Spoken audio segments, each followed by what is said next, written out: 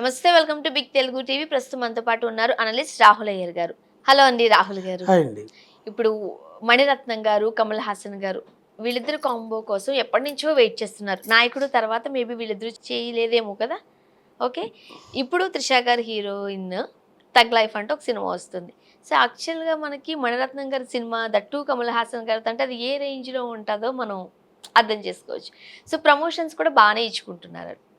But మనకు తెలిసిందే, ప్రమోషన్స్లో భాగంగా వీళ్ళు ఏదో అడుగుతారు, వాళ్ళు ఏదో చెప్తారు, కాంట్రవర్సీస్ రావడం మనం చూస్తూనే ఉంటాం. దీనికి సంబంధించి కూడా త్రిష గారి ఏదో అన్నారు. బట్ అది డబుల్ మీనింగ్ డైలాగ్ వెళ్ళింది అంటూ నెటిజన్స్ కాస్త ఇబ్బంది పడుతున్నారట. ఏం జరిగింది? పచ్చకామెరలోడికి లోకమంతా పచ్చగా అనిపించినట్టు బూత్ బ్రెయిన్ ఉంటే ఖచ్చితంగా అది బూత్ లాగానే వినపడుతుంది. వాళ్ళే అంత పెద్ద ఏజ్లో ఉండే అతను ఒక సభాముఖంగా ఇంతమంది ఆడియన్స్ ముందు కూర్చొని, తట్టు ఒక తమిళ్ ప్రముఖ ఛానల్ ఇచ్చిన ప్రమోషన్ ఇంటర్వ్యూ అది.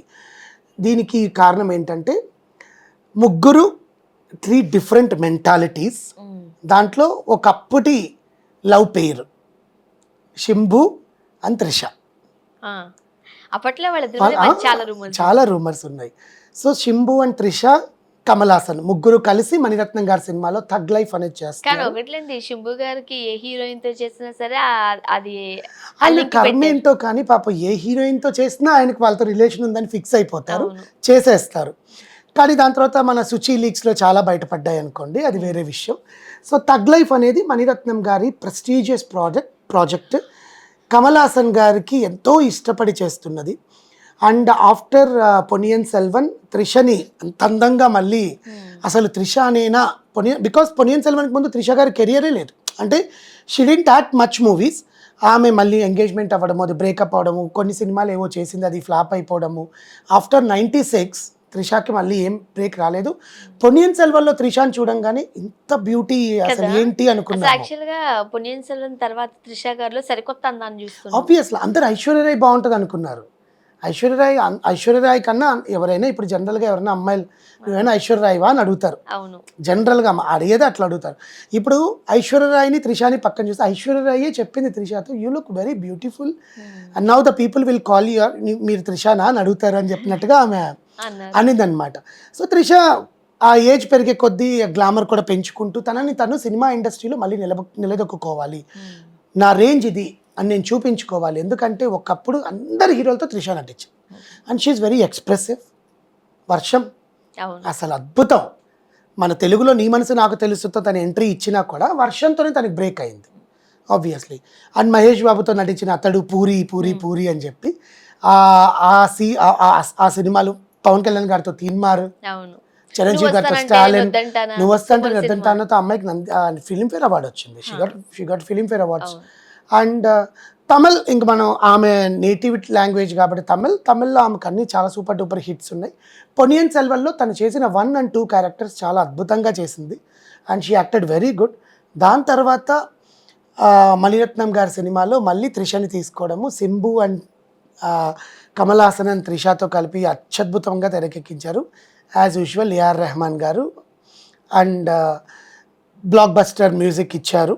దీన్ని మనం యాక్చువల్గా మే 2వ వారంలో రిలీజ్ అవుతుంది. ఎందుకంటే మే 1వ వారంలో రెట్రో ఉంది సూర్య అండ్ పూజా హెగ్డేది. మే 2వ వారంలో థగ్ లైఫ్ రిలీజ్ అవుతుంది. రిలీజ్ అవుతున్న క్రమంలో ప్రమోషన్ స్టార్ట్ చేశారు.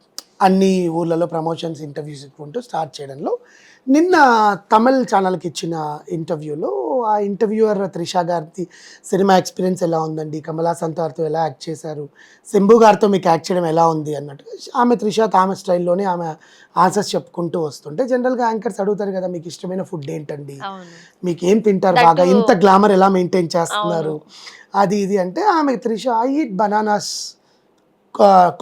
Cooked bananas. మలయాళంలో ఐ మీన్ కేరళలో మలయాళీస్ ఎక్కువ తింటారు, దాన్ని పలంపూరి అంటారు. It's a sweet dish and it's a savoury also. స్వీట్గా తింటారు, సేవరీగా తింటారు అనమాట. జనరల్గా ఏంటంటే కుక్డ్ బనానాస్ ఉంటాయి కదా, రావు కాదు, పండు అరటి పండ్లని కుక్ చేస్తారు నీళ్ళల్లో.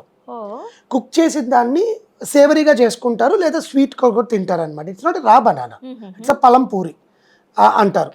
ఆ డిష్ నాకు చాలా ఇష్టము అని చెప్పి, నాకు ఆ డిష్ నోట్లో ఉంది, పేరు నాకు రావట్లేదు, ఐ కెనాట్ టాక్ అంటుంటే పక్కన నుంచి కమల్ హాసన్ వెంటనే పలంపూరి అంటారు. Yeah it's a palampuri అంటుందన్నమాట.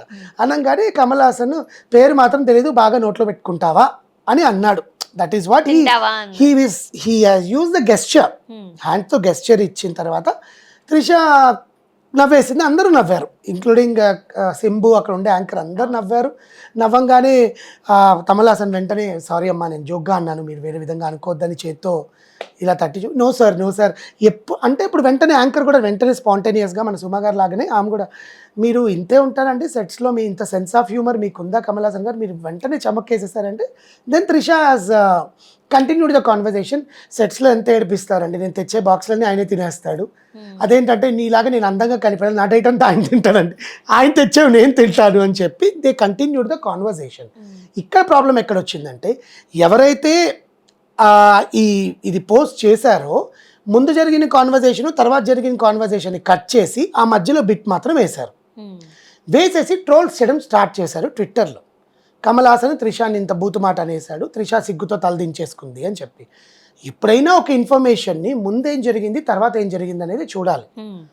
అది చూసాక దెన్ అది ఆయన బూతుగా మాట్లాడా, కాన్వర్జేషన్లో భాగంగా జోక్. ఇప్పుడు మనం కూడా మాట్లాడతాం, ఏరా ఇప్పుడు నాకు 16 years నీకు అంటే ఎవరే పెళ్లి చేస్తే 10 మంది పుడతారా నీకు అని మాట్లాడతాం. That is generally we talk, ఊర్లలో అట్లే మాట్లాడతాం కూడా. ఓకే, దాన్ని నీ బూతు మైండ్తో తీసుకుంటే అది బూతులాగా అనిపిస్తుంది. అంత పెద్ద స్టేజ్ మీద కమల్ హాసన్ గారు మాట్లాడడం బూతుగా మాట్లాడాడు అని, ఒక హీరోయిన్ని తక్కువ చేసి మాట్లాడాడని ఇప్పుడు ఎవరికి వీళ్ళు ప్రూవ్ చేయాలనుకుంటున్నారు ఈ ట్రోలర్స్ అనేది మనకు తెలియదు. కానీ they has to know the proper information. నువ్వు తీసుకునే దాన్ని బట్టి ఉంటుంది. కమల్ హాసన్ గారు జోక్గా అంటే జోక్గా నవ్వు, నువ్వు కూడా నీ ఫ్రెండ్స్ బ్యాచ్లో కూర్చొని నవ్వుకోరా, జోక్లు వేసుకోమా మనం అంతా. ఎప్పుడు డర్టీ మైండ్తోనే ఆలోచిస్తారా? ఆ డర్టీ మైండ్ సెట్ ఎప్పుడైతే మారుతుందో that is what our thought process will change. వాడు ఆ సీన్ని కట్ చేసి దాన్ని ట్రోల్ చేసి ఇంత చేసే టైం ఉన్నవాడు ఆ ఇంకో బిట్ కూడా యాడ్ చేస్తే see how Kamal Haasan sense of humour in the show, ఆ షోని ఇంత లైవ్లీగా తీసుకొచ్చాడు, ఆ షో ఇంత లైవ్లీగా వెళ్ళిందని కమెంట్ చేయొచ్చుగా పాజిటివ్గా. ఎందుకు దాన్ని కట్ చేసి త్రిషాని కమల్ హాసన్ని బ్యాడ్ చేసి ట్రోల్ చేయడం అంటే అవి మాట్లాడుకోవడానికి చూడడానికి బాగానే ఉంటుంది. దాని కింద ఒక 1000 కమెంట్లు 2000 కమెంట్లు పెట్టేస్తారు అనుకుంటే అది వేరే విషయం. కానీ బట్ వెన్ సమాజంలో మనం సొసైటీలో ఉంటున్నప్పుడు చేంజ్ అనేది ఫస్ట్ నీలో వస్తేనే అవతల వాళ్ళలో వస్తుంది. ఆ నీలో అనేది రావట్ల, ఆ నీలో అనేది రావాలి. ఇప్పుడు నేను అలా చూసాను, నాకు నవ్వు వచ్చింది, కమల్ హాసన్ సెన్స్ ఆఫ్ హ్యూమర్ని నేను తీసుకున్నాను. అదే నేను జోక్గా వెళ్ళి పక్కన వాళ్ళతో నేను మాట్లాడలేదే, చూడరా ఆయన ఎట్లా మాట్లాడాడు, ఆ హీరోయిన్ కాబట్టి ఉంది అదే అంత మాట అనేసాడని నేను అలా మాట్లాడలేదు. నా థాట్ ప్రాసెస్ ఎలా ఉంది, అది పాజిటివ్గా అనిపించింది. It's a good joke, seriously it's a good joke. Standup comedy పేరుతో అమ్మల్ని నాన్నల్ని మాట్లాడుతున్న వాళ్ళని మనం ఇష్టం వచ్చినట్టు నవ్వుతున్నాం. అలాంటిది ఆయన ఒక సెన్స్ ఆఫ్ హ్యూమర్తో నార్మల్గా లైవ్లీ జోక్ వేస్తే అది మీరు ఎందుకు నెగిటివ్ చేస్తున్నారో నాకు అర్థం కావట్లేదు. స్టాండప్ కామెడియన్స్ ఎంత వల్గర్గా చేస్తున్నారో మొన్న చూసారు కదండి. అమ్మ మీద కన్న తల్లి మీద ఒక ఫీమేల్ వైబ్రేటర్ జోక్ వేసింది. అంతకుముందు మొన్న ఒకవాడు మా పేరెంట్స్తో పాటు నేను కూడా శృంగారంలో పాల్గొంటాను అని చెప్పి వాడు మాట్లాడాడు. ఇలాంటి వాటిని జనాలు ఎంకరేజ్ చేసి క్లాప్స్ కొట్టి నవ్వుతున్నారు. ఆయన లైవ్లీగా ఒక జోక్ వేసిన దాన్ని మీరు మనసుకు తీసుకోలేకుండా ఇద్దరిని కలిసి ట్రోల్ చేస్తున్నారు. There is a huge difference between that.